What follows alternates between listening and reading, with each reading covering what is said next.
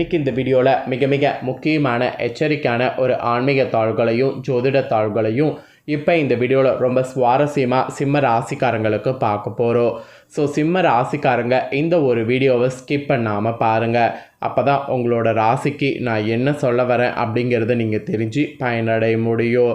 First என்ன ஜோதிட தாள்களோ என்ன ஆன்மீக தாள்களோ பார்க்க போகிறோங்கிறத இன்ட்ரோவில் ஷேர் பண்ணுறேன்.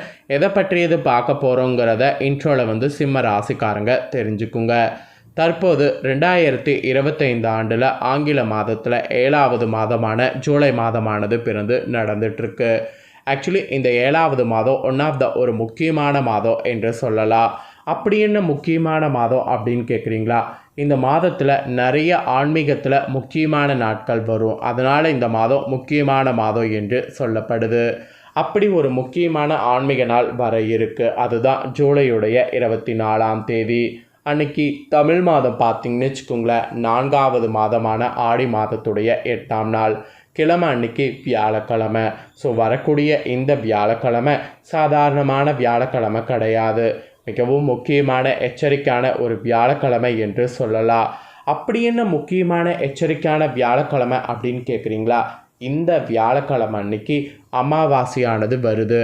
வரக்கூடிய அமாவாசை ஆடி மாதத்தில் வரக்கூடிய அமாவாசை. ஸோ ஆடி மாதத்தில் வரக்கூடிய அமாவாசை சாதாரணமாக வரக்கூடிய அமாவாசை கிடையாது. மிகவும் சக்தி வாய்ந்த ஒரு முக்கியமான அமாவாசை. இந்த ஆடி அமாவாசையில் மறக்காமல் நீங்கள் செய்ய வேண்டிய பரிகாரங்களும் தானங்களும் இந்த வீடியோவில் சொல்ல போகிறேன். நான் சொல்லக்கூடிய இந்த பரிகாரங்களை தானங்களை இந்த நாளில் நீங்கள் செய்கிறதுனால உங்களுடைய முன்னோர் சாபம், அதாவது பித்ரு சாபம் இருந்ததுன்னா அது உங்களுக்கு நீங்கும். அது நீங்கள் ஆடி அமாவாசையில் என்ன பரிகாரம் செய்யணும் அப்படிங்கிறத வாங்க பார்க்கலாம். இந்த பரிகாரம் ரொம்ப சிம்பிள் தான். ஆனால் இதை நீங்கள் செய்கிறதுனால உங்களோட சாபம் மொத்தமுமே தீரும். இந்த சாபம் தீர்றதுனால நிறைய நன்மைகள் உங்களுக்கு ஏற்படும். அதெல்லாம் என்னென்ன நன்மை ஏற்படும் அப்படிங்கிறதையும் சொல்கிறேன். ஸோ எல்லாத்தையுமே இந்த வீடியோவில் சிம்ம ராசிக்காரங்க தெரிஞ்சுக்குங்க. ஃபர்ஸ்ட் ஆஃப் ஆல், வீடு வாசல் இல்லாமல் ரொம்ப கஷ்டப்படக்கூடிய ஏழைகளுக்கு இந்த நாளில் அன்னதானம் செய்வது சிறந்த பலனை தரும். ஒருவேளை அன்னதானம் செய்ய முடியாமல் இருக்கிறவங்க ஒரு பசுமாடை தேர்ந்தெடுத்து அந்த ஒரு பசுமாட்டுக்கு 9 வாழைப்பழத்தை வணங்கணும். அதை பண்ணாவே நம்ம தானம் பண்ண பலன் கிடைக்கும். ஸோ இந்த ரெண்டில் ஏதாவது ஒரு விஷயம் கண்டிப்பாக அமாவாசையில் செய்யணும். அதுவும் ஆடி அமாவாசையில்.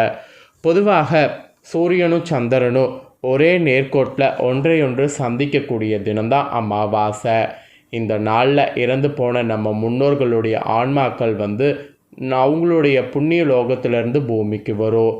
தங்களுடைய தலைமுறைகளை சூட்சமான முறையில் கண்காணித்து அவர்கள் தொடங்கக்கூடிய, அதாவது நம்மளுடைய முன்னோர்கள் நம்ம வீட்டுக்கு வந்த உடனே நம்ம தொடங்கக்கூடிய காரியங்களை கனிவோடு பார்ப்பாங்க. அந்த காரிய வெற்றி பெற ஆசீர்வதிப்பாங்க. எனவே இந்த நாள்லாம் பார்த்திங்கன்னு வச்சுக்கோங்களேன், ரொம்பவே நல்ல நாள். அதாவது அமாவாசை வரக்கூடிய நாள்லாம் நல்ல நாள். எனவே பித்ருக்கள் என்று அழைக்கப்படக்கூடிய நம்ம முன்னோர்களை இந்த நாளில் வழிபட்டு அவர்களுக்கு மரியாதை செய்யக்கூடிய அமாவாசை தினத்தில் புதிய காரியங்களை புதிய வகையில் நாம் தொடங்கலாம். அது நிச்சயம் நல்ல விதமாகவே நமக்கு நடைபெறும். ஆக்சுவலி அமாவாசை மாதந்தோறும் வந்தாலும் தை அமாவாசை, புரட்டாசி அமாவாசை, ஆடி அமாவாசை, ஒரு வருடத்துக்கு இந்த 3 தான் சிறப்புக்குரியதாக போற்றப்படுது. அதில் இப்போ வரக்கூடிய அமாவாசை ஆடி அமாவாசை.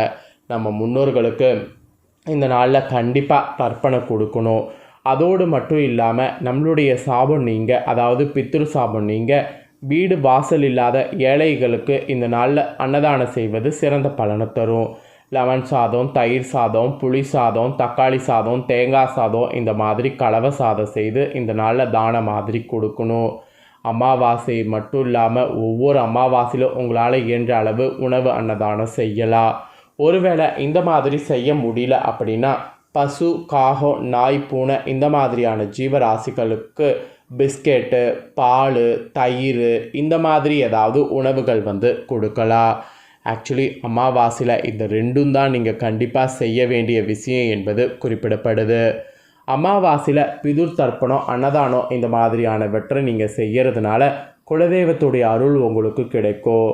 இதெல்லாம் நீங்கள் செய்கிறது குலதெய்வத்துடைய அருள் மட்டும் இல்லாமல் சாபம் மெயினாக போக்கும். ஒருவேளை இந்த நாளில் அன்னதானம் போன்றது எதுவுமே நான் சொன்னது உங்களால் முறையாக செய்ய முடியல அப்படின்னா ஒன்றும் பிரச்சனை இல்லை. பக்கத்தில் இருக்கக்கூடிய ஒரு பசுமாட்டுக்கு மஞ்சள் கலரில் இருக்கக்கூடிய வாழைப்பழத்தை 9 வாங்கி கொடுங்க. அதை நீங்கள் கொடுத்தீங்கன்னாவே நான் சொன்ன மற்ற விஷயங்கள் நீங்கள் செஞ்சதுக்கு சமம். ஆனால் எதுவுமே இந்த நாளில் செய்யாமல் மட்டும் இருக்கக்கூடாது. ஏதாவது ஒன்று கண்டிப்பாக செய்யணும். அப்புறம் இந்த அமாவாசையில் செய்யக்கூடாத விஷயங்கள்னு பார்த்திங்கன்னா ஃபஸ்ட்டு தலையில் எண்ணெய் தடவக்கூடாது.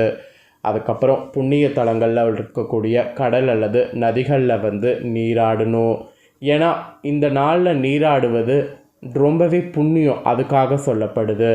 அப்புறம் அமாவாசையில் முன்னோர்களுக்கு தர்ப்பணம் கண்டிப்பாக கொடுக்காமல் இருக்கக்கூடாது.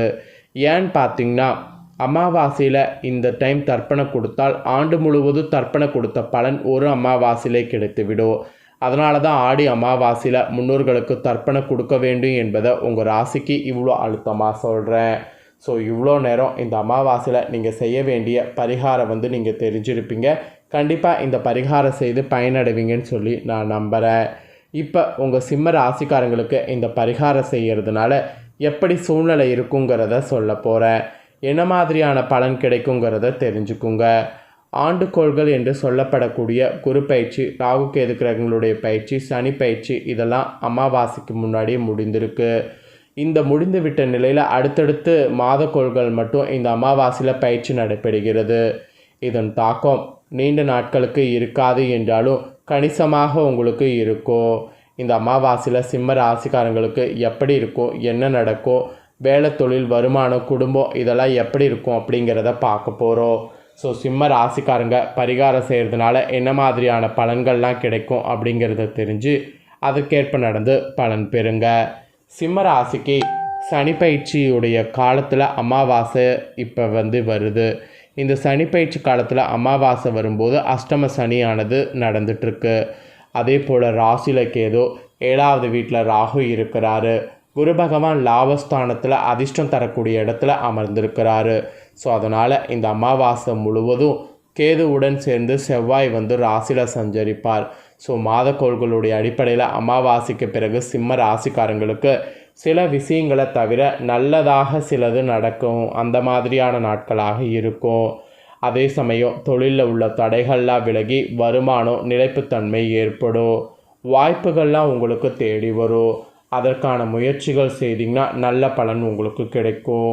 இந்த மாதிரியெல்லாம் உங்களுக்கு பலன்கள் கிடைக்கும் என்பது இந்த அமாவாசையிலிருந்து குறிப்பிடப்படுது.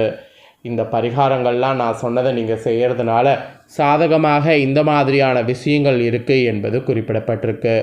எதில் சாதகம் அப்படிங்கிறத சொல்கிறேன், அதையும் தெரிஞ்சுக்குங்க. அமாவாசையில் சுக்கிரன் பயிற்சி உங்கள் ராசிக்கு பெரிய யோகத்தை தரும்.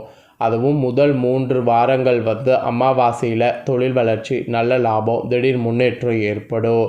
நீண்ட காலமாக வரவேண்டிய தொகை கிடைக்கும். அதுக்கு பரிகாரம் ஒழுங்காக செய்யணும். வருமானங்கிறது அதிகரிக்கும். பொருளாதாரம் நன்றாக இருக்கும். குடும்பத்தில் வருமானம் அதிகரிக்கும். சகோதரர்களால் அதிர்ஷ்டமோ ஆதாயமோ அடைவீங்க. அப்புறம் புதிய வாய்ப்புகள் தேடி வரும். ஆனால் கேதுவால் தொடர்ச்சியான குழப்பமான மனநிலையில் இருப்பீங்க. அதனால் வாய்ப்புகளை சரியாக பயன்படுத்தி கொள்ள வேண்டும். அப்புறம் வியாபாரம் செய்பவர்களுக்கு பொற்காலமாக இந்த அமாவாசையிலிருந்து இருக்கும். எதிர்பார்த்த எல்லா விஷயங்களும் உங்களுக்கு நடக்கும். வேற்றுமொழி வெளி நாட்டவர்களால் ஆதாயம் ஏற்படும். இந்த சூழலை உங்களுக்கு சாதகமாக பயன்படுத்தி கொள்ளுங்க. அதுதான் உங்களுக்கு மெயினாக சொல்லப்பட்டிருக்கு. ஸோ சிம்ம ராசிக்காரங்களுக்கு சூழ்நிலையை சாதகமாக பயன்படுத்த பரிகாரங்கிறது ரொம்ப முக்கியம். அப்புறம் சில விஷயங்களில் கவனமாக இருக்க வேண்டும். அதெல்லாம் என்னென்னங்கிறத சொல்கிறேன், அதை தெரிஞ்சுக்குங்க.